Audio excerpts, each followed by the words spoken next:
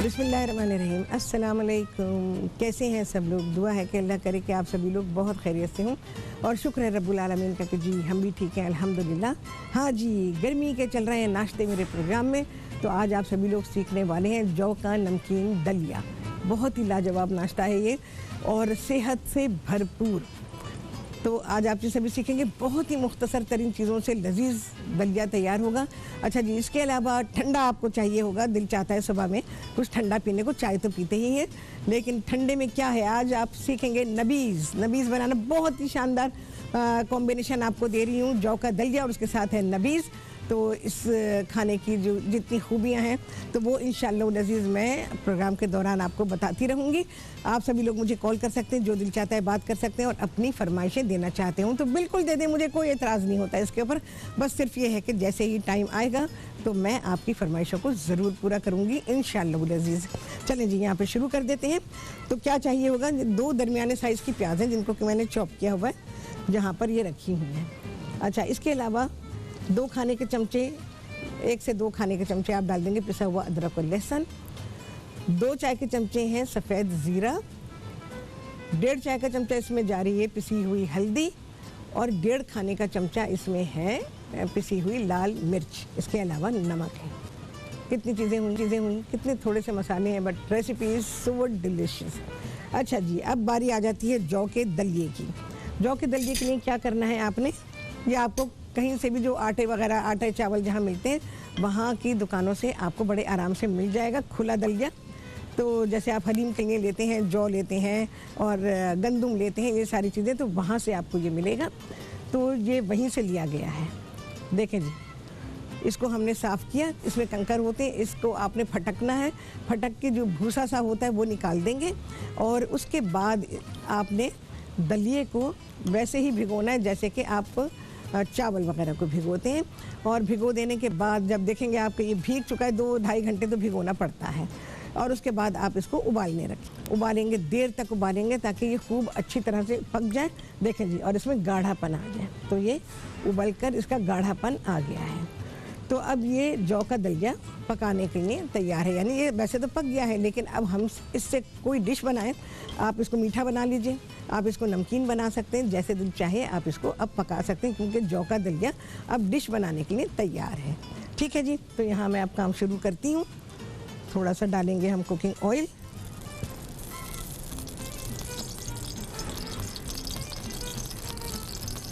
लेकिन बोलना शुरू हो गया भाई। चले जी, ये मेरी एक बड़े साइज़ की प्याज है जिसको कि चॉप किया गया है। ये डालेंगे और इसको थोड़ा सा फ्राई करेंगे इसमें।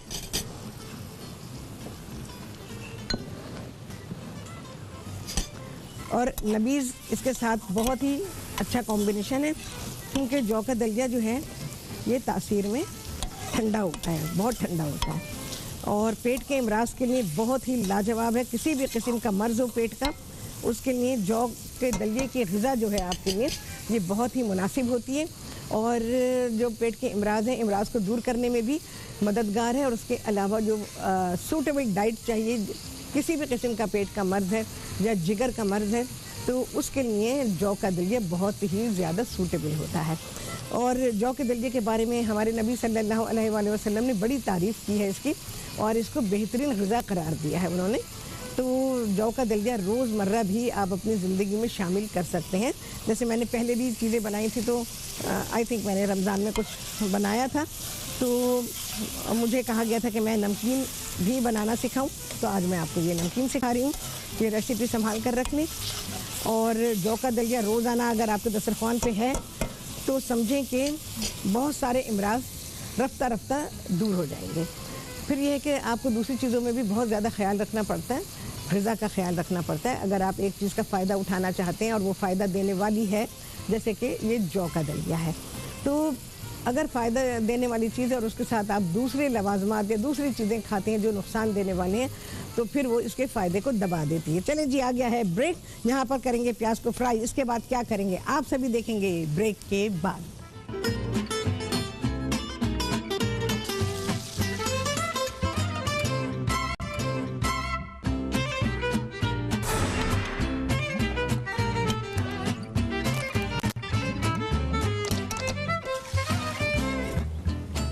हाँ जी, वापसी हो गई है ब्रेक्स और आप सभी को कहती हूँ बहुत ही खुशामदीद अपने प्रोग्राम में।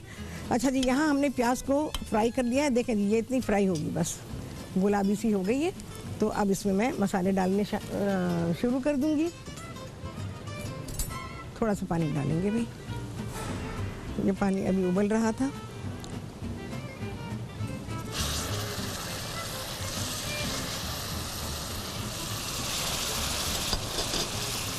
अच्छा जी, अब जाएगा इसमें पिसा हुआ अदरक और लहसुन।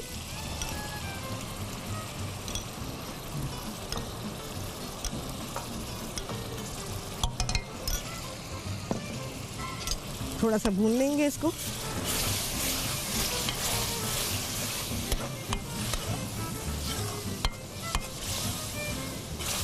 अच्छा, जौ के बारे में मैं आपको बता रही थी कि जौ बहुत ही बेहतरीन अनाज है।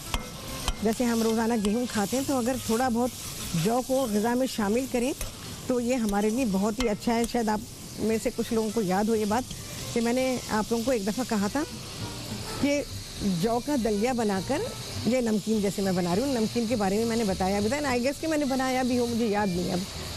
तो एक प्याला जौ के दलिए का बना हुआ आपको दस्तरखान पे होना चाहिए रोज़ाना। उससे ये है कि आपको रोज़ाना जौ भी मिल जाएगा, उसकी खूबियाँ भी मिल जाएंगी और आपको फिर ये आदत भी पड़ जाएगी कि थोड़ा सा जौ जब तक आप नहीं खाएंगे तो आपको तसल्ली नहीं होगी। जौ हर तरह से बहुत ही ग़िज़ाइयत से भरपूर और लाजवाब है।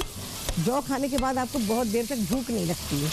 नाश्ते में खाएंगे तो बहुत देर तक आपको अपना पेट भरा हुआ लगेगा और आपको फजूलियात खाने की जो है वो क्रेविंग नहीं होगी कि होता है ना कि भाई चलो ये दिल चाह रहा है यार चाय के साथ ये खा लेते हैं। ये आदतें जो होती हैं ना, ये ज़रा। अच्छा जी, ज़ीरा 2 चाय के चमचे साबुत ज़ीरा है। तो हम लोग को आदत है ना, मुझे भी आदत है भाई, मुझसे खाली चाय नहीं पी जाती। मुझे कुछ ना कुछ थोड़ा सा चाहिए होता है, बहुत ही थोड़ा सा चाहिए होता है, लेकिन चाहिए होता है। तो अब अगर खाना आपने बहुत सारा खाया है और आप चाय के साथ भी खाएंगे तो फिर ये तो बुरा होगा भाई। लेकिन अगर खाना आपने बहुत थोड़ा सा खाया है और चाय के साथ कुछ खाया है तो फिर कुछ बुरा नहीं है। तो मैं मोस्टली यही करती हूँ कि मैं खाना थोड़ा सा खाती हूँ और चाय के साथ थोड़ा खा लेती हूँ ताकि भाई कुछ बुरा ना हो, ऐसा बुरा ना हो। ज़रा सा पानी डालूँगी।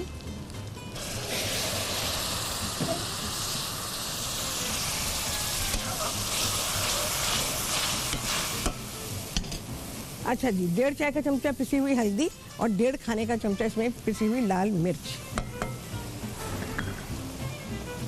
आज मैंने इसमें पानी नहीं डाला मसाले में, तो दूसरे प्याले में होता तो मैं डाल देती।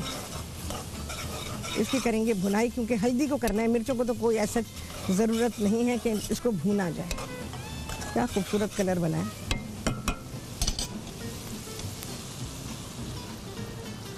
ये आप एक दिन पहले से बना के रखें। दलिया जो है आपका उबला रखा रहे और आपने जब चाहा मीठा बना लिया उसी से, जब चाहा नमकीन बना लिया।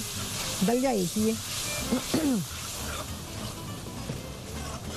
ज़रा सी भुनाई करूँगी और इसके बाद मैं इसमें ये उबला हुआ दलिया शामिल कर दूँगी। उबला हुआ दलिया डालने के बाद आपने इसको देर तक पकाना है, दम पे बस छोड़ दें, पकता रहेगा, अपने आप से पकता रहेगा। ये गाढ़ापन इसमें बहुत ही अच्छा बन जाएगा और आपका बेहतरीन लजीज जौ का नमकीन दलिया तैयार हो जाएगा।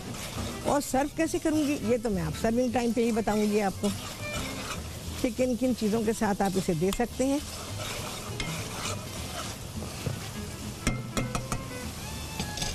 पानी डालेंगे ज़रा सा। भाई हमारे जो ट्रेडिशनल स्पाइसेस हैं उनका तरीक़ेकार यही है कि जब हम इसको पकाते हैं तो इसमें हम टाइम टू टाइम पानी शामिल करते हैं।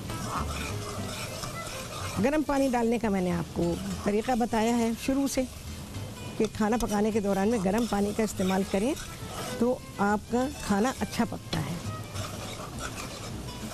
चलो भाई, ये हो गया। नमक हम किसी भी स्टेज पे इसमें शामिल कर सकते हैं। उसको ज़रा मैं करीब कर लूँ भाई, इतना बड़ा प्याला तो मैं नहीं उठा सकती। अच्छा, 250 ग्राम जौ का दलिया है, ठीक है। बिस्मिल्लाहिर्रहमानिर्रहीम।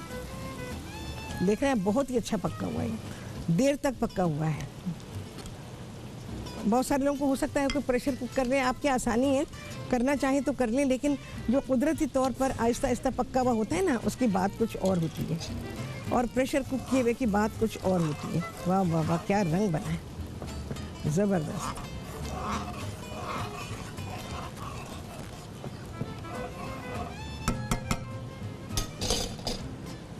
घर में सब खाना छोड़ देंगे और दलिया खाएंगे। नाश्ते की अगर आपने और चीज़ें भी रखी हैं तो सारे लोग छोड़ देंगे उसको और कहेंगे कि भाई ये दलिया आप रोज़ बना लिया करें।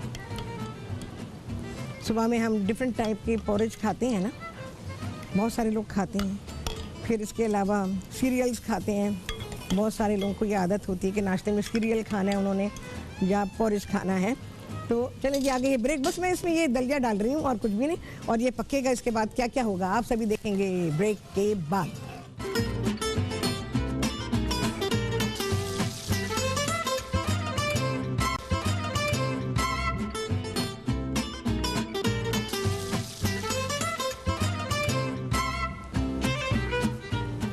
जी वापसी हो गई है ब्रेक से और आप सभी को कहती हूँ बहुत ही खुशामदीद अपने प्रोग्राम में। अच्छा जी, इसमें नमक जाना है। अच्छा, आपने टाइम टू टाइम इसको चलाते रहना है क्योंकि लगने वाली चीज़ है ना, तो देगची में लग सकती है। टेस्ट के हिसाब से आप इसमें डाल दीजिए। नमकीन है तो आप सभी को मालूम है कि नमकीन होगा तो कितना नमक जाएगा, नमक आप अपने हिसाब से डालें इसके अंदर। अच्छा, इसको देर तक पकाना है क्योंकि इसमें से जितना आप इसको पकाते रहेंगे, हल्की आंच पे रखा रहेगा, उतना अच्छा गाढ़ापन इसमें आएगा, लेसदार होगा, वो बहुत ही अच्छा लस्ट्रस बनेगा, तो आपको इसको खाने में मज़ा आएगा। लेकिन अगर पानी पानी अलग होगा ना तो मज़ा नहीं आएगा, क्योंकि पानी पानी होने का मतलब ये है कि आपने इसको उतने टाइम तक पकाया ही नहीं जो इसके लिए टाइम रिक्वायर्ड था।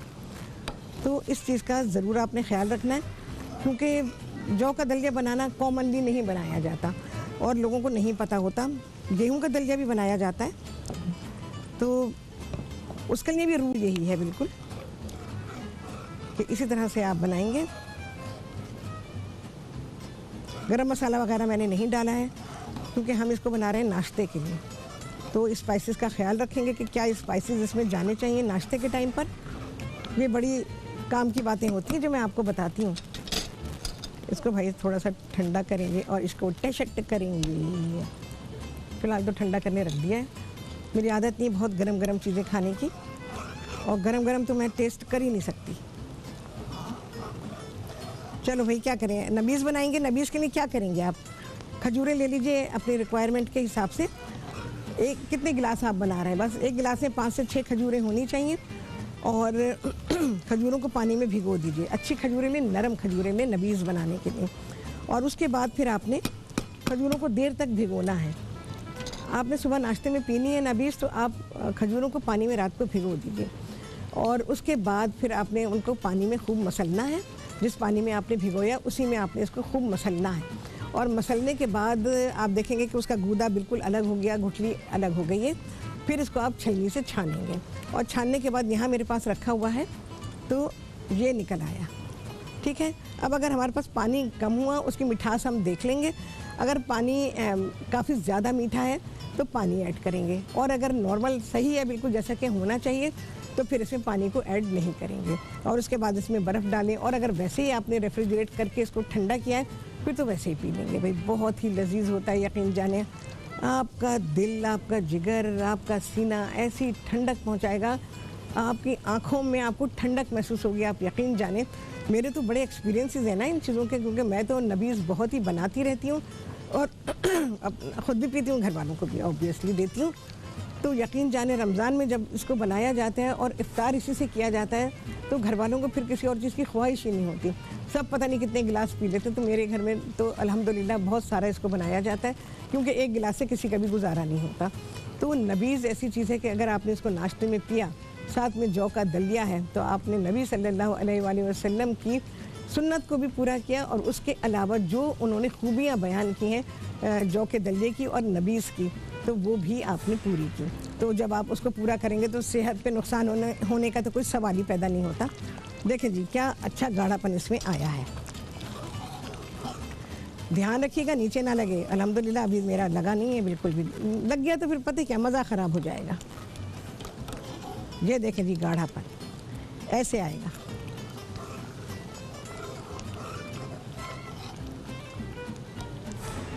बेहतरीन तैयार हो रहा है यहाँ पे। अभी मुझे नबीज़ बनानी है, ज़रा चीज़ें मुझे मिल जाएंगी तो मैं बताऊंगी कि किस तरह से आपने नबीज़ सर्व करनी है। तो उसके बाद आपने चाय वाय जब पीनी हो तब पी लीजिएगा। तो चलिए जी, आ गया है ब्रेक। बस अब क्या होगा, हमारा खाना आएगा आपके सामने अपने लवाजमात के साथ। आप सभी देखेंगे ब्रेक के बाद।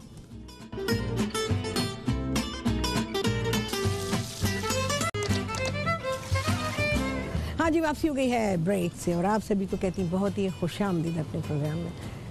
दलिया यकीन जाने इतना लजीज है, सो सिंपल इंग्रेडिएंट और कम से कम इंग्रेडिएंट में बनने वाली चीज़ लाजवाब।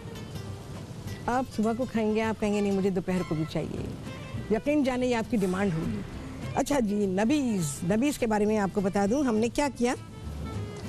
खजूरें जो मैंने आपको बताया उनको भिगो दिया था और भिगोने के बाद देर तक भीगेंगी। जैसे मैंने आपको कहा सुबह अगर पीनी है नबीज़ आपने, तो रात को आपने खजूरें भिगो देनी है प्याले में या कोई भी कंटेनर आपके पास है और उसमें सफिशिएंट पानी डाल दें कि वो पूरी डूब जाए उसके अंदर। और सुबह को फिर आपने या जब भी आपने पीनी है उसको अच्छी तरह से पानी में ही रगड़ेंगे और उसको बिल्कुल उसको मसल के और उसके बाद उस पानी को छान लेंगे। और छानने के बाद जो चीज़ बचेगी वो ये है, देखें इस तरह से आ जाएगा ये। और ये सिर्फ इसका छिलका और गुठलियाँ रह गई हैं, गूदा सारा का सारा हमने ले दिया इसमें, तो ये रह जाएगा। ये अब किसी काम का नहीं है तो लिहाजा हम इसे डिस्कार्ड कर देंगे, ठीक है ना। अब क्या करेंगे, ढेरों ढेर तो खैर आपको बर्फ़ चाहिए होगी इसमें। अब मैं इसको टेस्ट करूँगी इसमें हमें पानी की ज़रूरत है या नहीं है। इसकी मिठास को मैं चेक कर लेती हूँ क्योंकि किसी किस्म की भी मिठास अलहदा से इसमें शामिल नहीं की जाएगी।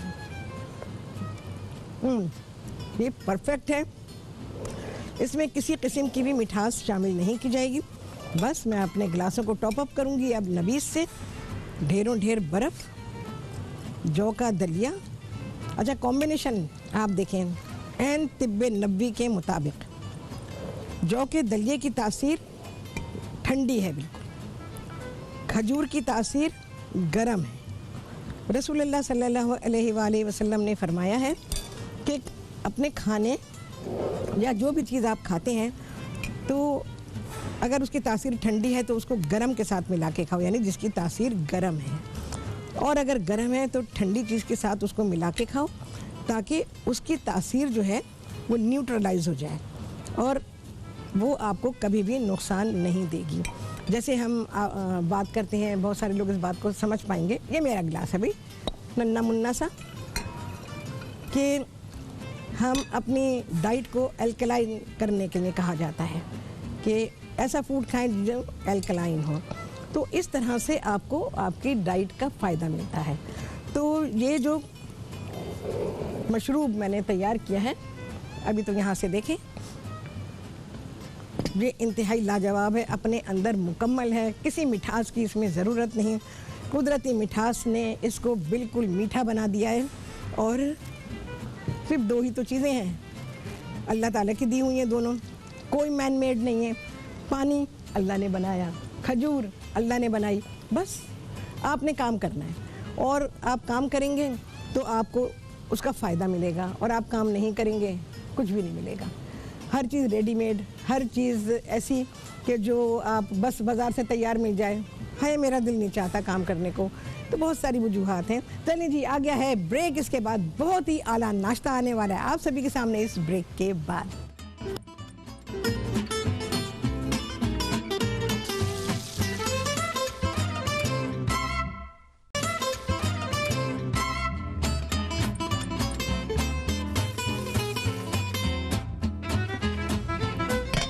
हाँ जी, वापसी हो गई है ब्रेक से और आप सभी को कहती हूँ बहुत ही खुशामदीद अपने प्रोग्राम में।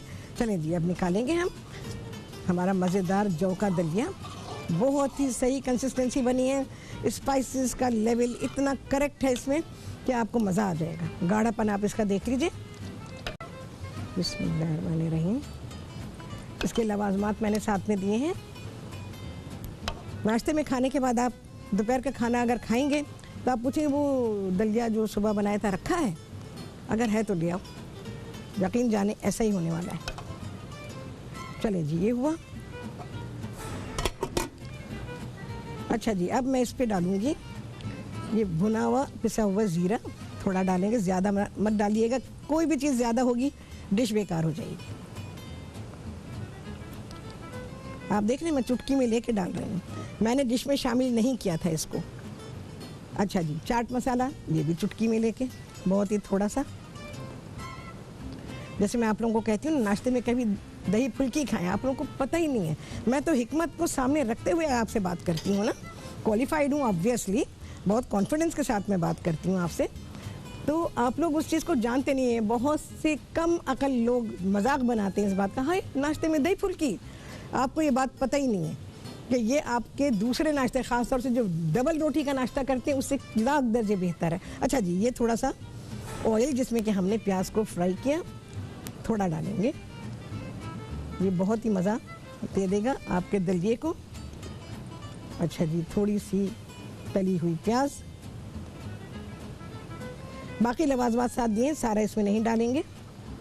और ये हरा धनिया, पुदीना, हर चीज़ बहुत ही सूटेबल, बहुत ही फ़ायदेमंद हर्ब्स हैं दोनों, हरा धनिया भी और पुदीना भी। और मिर्च लाजवाब, हरी मिर्च बहुत ही फ़ायदे की चीज़ है।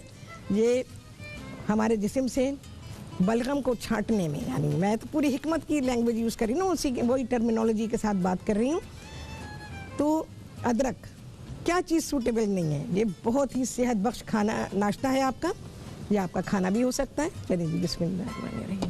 अच्छा जी, मैंने जो इसको सर्व किया है साथ में दही भी दिया है। अब आप देखें कॉम्बिनेशन, आप देखें खाने का और नाश्ते का, कि आप दही के साथ भी देंगे। सुबह के वक्त दही का खाना बहुत ही फ़ायदेमंद होता है, ये आपके मैदे को, आपके जिगर को बहुत ही फ़ायदा देता है और खाने को हज़म करने में भी बहुत फ़ायदा देता है। तो नाश्ते में दही का इस्तेमाल क्या करें। दही बहुत सारे लोग रात को खाते हैं और अपने ऊपर नुकसान का एक बोझ लाद लेते हैं। आपको ये मैंने बहुत दफ़ा अपने प्रोग्राम में बताया है कि दही का इस्तेमाल रात को अगर करेंगे तो आपके फेफड़ों को नुकसान पहुंचेगा और वो शदीद नुकसान पहुंचेगा, ये बलगम बनाएगा। और उसके अलावा फेफड़ों में आपके सोजिश हो सकती है। बट एनी मीन्स आपके लंग्स को दही रात के वक्त खाने से नुकसान पहुंचता है, सुबह खाने से फ़ायदा पहुंचता है। दही का अगर इस्तेमाल करना चाहते हैं तो 2-3 बजे तक बस करें, और उसके बाद सूरज जैसे जैसे ढलता है बहुत सारी चीज़ों का इस्तेमाल आपके लिए नुकसानदेह हो जाता है। और ये बिल्कुल सही बात है कि सूरज के निकलने से ही चीज़ों के फ़ायदे शुरू होते हैं। सूरज ग़ुरूब होता है तो वो चीज़ें जो आपको सुबह में फ़ायदा देती हैं आपको नुकसान देना शुरू कर देती हैं। बिल्कुल इसी तरह जैसे हम लोग देर तक सोते रहते हैं, कितना नुकसान होता है, वो सुस्ती सारा दिन जाती ही नहीं है। लेकिन जैसे फजर पे उठते हैं नमाज के लिए, नमाज़ पढ़ी, आप जागते रहे और दिन निकल आया, अपने रूटीन के काम किए, कभी भी तबीयत पे बोझल नहीं होंगे। लेकिन अगर आप फजर के बाद सो गए तो बस फिर दिन आपका चला गया। सारा दिन ना वो सुस्ती जाएगी, ना वो नींद, आपको लगेगा नींद आ रही है, हालांकि वो झूठी नींद होती है, क्योंकि हमने वो गलत टाइम चूज़ किया होता है अपने सोने का, जबकि वो जागने का टाइम है। तो बिल्कुल इसी तरह से खाने हैं, तो खानों के लिए भी आपको ये चूज़ करना है सुबह का खाना कौन सा है, नाश्ते के लिए क्या है, दोपहर के खाने के लिए क्या होना चाहिए और रात का खाना कैसा होना चाहिए। अंग्रेज़ की एक मिसाल तो सबने पकड़ ली कि जी नाश्ता जो है वो बादशाहों वाला होना चाहिए और खाना शहजादों वाला होना चाहिए और खाना फ़कीरों वाला होना चाहिए। फ़कीरों को खाते देखा है, बिरयानी और टिक्के खाते हैं, कसम से मैंने अपनी आँखों से देखा है। हाँ, तो फिर ये खाने खाएंगे तो बस तो हो गया काम। मेरे सारे भाई कह रहे हैं बिल्कुल दुरुस्त। तो सारा दिन की उनकी कमाई होती है, रात का उनका खाना होता है अय्याशी का। तो ये मिसाल ही गलत हो जाती है। मिसाल के लिए हमारे नबी सल्लल्लाहु अलैहि वसल्लम मौजूद है ना, उनकी बातें हैं ना, अक्लमंद आदमी सिर्फ उसको फॉलो करेगा।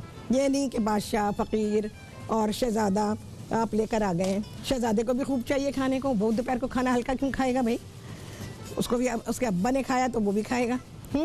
तो आप लोग ये कहते हैं जी मिसाल देते हैं बैठकर, मैं कहती हूँ इससे ज़्यादा बेवकूफ़ी की मिसाल कोई नहीं है। तो चले जी, बहुत ही आला नाश्ता मैंने आप सभी लोगों को दिया है, ये आपका नाश्ता भी है, आप दोपहर को भी खा सकते हैं।